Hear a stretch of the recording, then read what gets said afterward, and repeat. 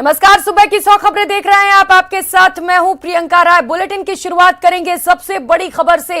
अजमेर गौहर चिश्ती विवादित नारे मामले में को लेकर ये बड़ी अपडेट आपको बता दें। गौहर के पुलिस रिमांड का आज छठा दिन है। पूछताछ में अभी तक कई राज सामने आ चुके हैं। गौहर को छिपाने और भगाने में मददगार नासिर को गिरफ्तार किया गया। पूछताछ के बाद जमानत पर नासिर को छोड़ दिया गया है। अब जयपुर निवासी अबरार पर पुलिस की नजर है। उदयपुर कनेक्शन को लेकर पूछताछ लगातार जारी है। पुलिस अफसरों ने मामले में चुप्पी साध रखी है, किसी भी तरह की जानकारी साझा नहीं कर रहे। अभिजीत हमारे साथ अजमेर से सहयोगी जुड़ चुके हैं। अभिजीत, पुलिस रिमांड का छठा दिन है गौहर का। अब तक क्या कुछ बातें निकलकर सामने आ पाई, क्या कुछ राज खुल पाए, जरा डिटेल में बताइएगा दर्शकों को।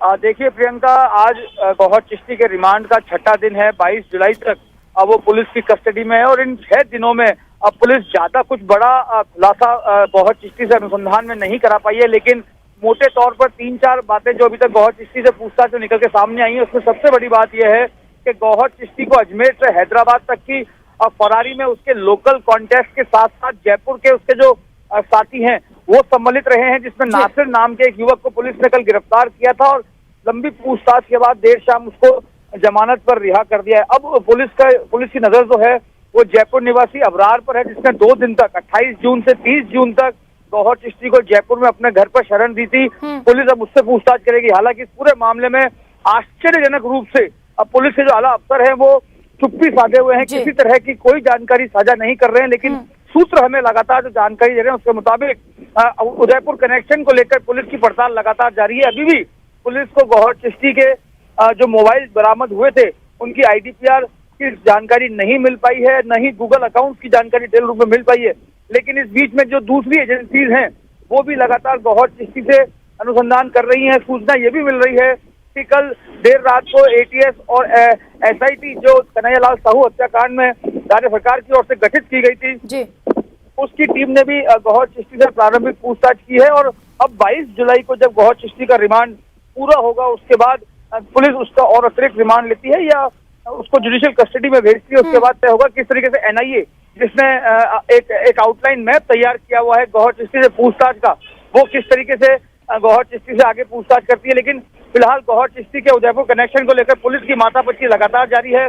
पुलिस को अभी भी कोई ठोस कॉन्क्रीट एविडेंस ऐसा नहीं मिला है जो उसके उदयपुर कनेक्शन को एस्टेब्लिश करता हो। इस सब के बीच में गौहर चिश्ती से पूछताछ में ये भी सामने आया है कि पुलिस ने जब उससे जो कन्हैयालाल साहू हत्याकांड के मुख्य आरोपी थे गौस मोहम्मद और रियाज अत्तारी, इनके बारे में जितने भी सवाल पूछे हैं गौहर चिश्ती ने उनसे इनकार किया है। किसी तरह की इन दोनों मुख्य आरोपियों से पहचान या उनसे संपर्क की बात उसे स्वीकार नहीं की है। लेकिन सबसे महत्वपूर्ण यह है कि गौहर चिश्ती के मोबाइल की जब फॉरेंसिक जांच रिपोर्ट आएगी उसके बाद जो IDPR निकल के सामने आएगा। बिल्कुल अभिजीत, और इंतजार है उसी मोबाइल के फॉरेंसिक जांच रिपोर्ट का। लगातार उस पर भी नजर बनाए रखेंगे। बहुत शुक्रिया आपका तमाम जानकारियों के लिए।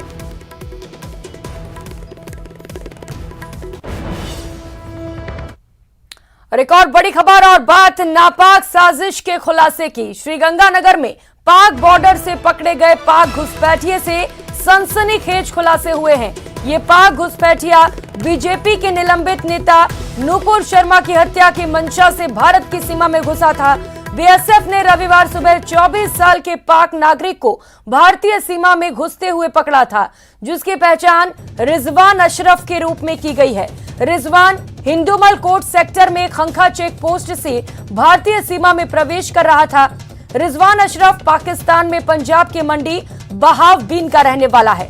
वहीं पाकिस्तानी घुसपैठिया के सीमा पर पकड़े जाने के बाद BSF अलर्ट मोड पर आ गई है। ANI के मुताबिक पूछताछ में खुलासा हुआ है कि रिजवान भारत में घुसने के बाद अजमेर दरगाह जाना चाहता था और अजमेर दरगाह पर चादर चढ़ाने के बाद उसका नुपुर शर्मा की हत्या करने का प्लान था। रिजवान की तलाशी लेने पर 11 इंच का धारदार चाकू, धार्मिक किताबें, मैप, कपड़े और खाने का सामान भी मिला है। रिजवान से खुफिया एजेंसियां पूछताछ कर रही हैं, जिससे कई और जानकारियां मिलने की संभावना है।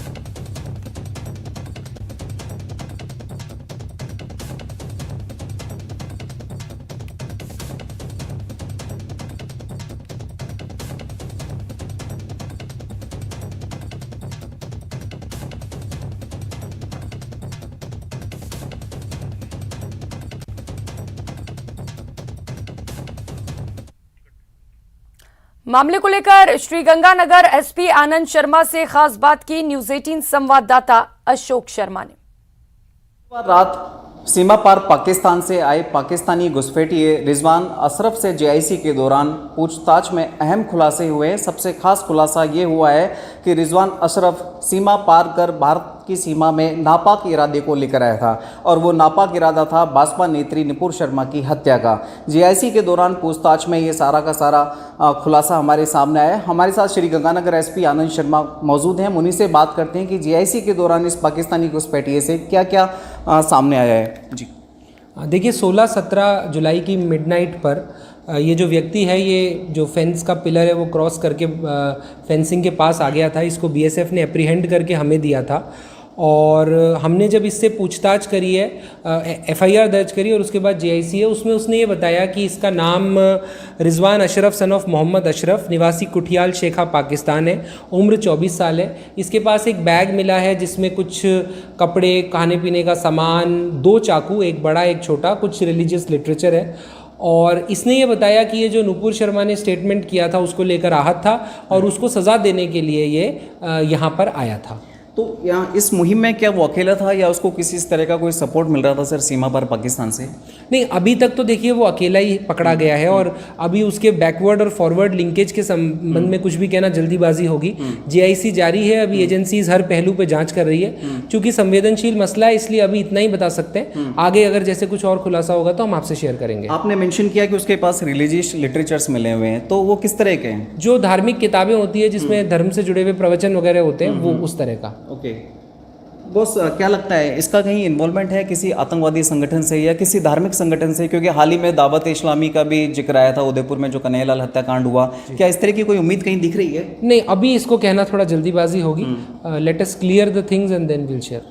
ओके तो ये थे श्रीगंगानगर एसपी आनंद शर्मा, जिन्होंने कहा कि पाकिस्तानी घुसपैठिए रिजवान अशरफ से ये अहम खुलासा सामने आया है जेआईसी के दौरान कि भाजपा नेत्री के द्वारा हाल ही में दिए गए विवादित बयान के बाद वो भाजपा नेत्री नुपुर शर्मा की हत्या करने के नापाक इरादे से सीमा पार कर भारतीय सीमा में प्रवेश किया था, जिसे बीएसएफ के जवानों के द्वारा धर दबोचा गया।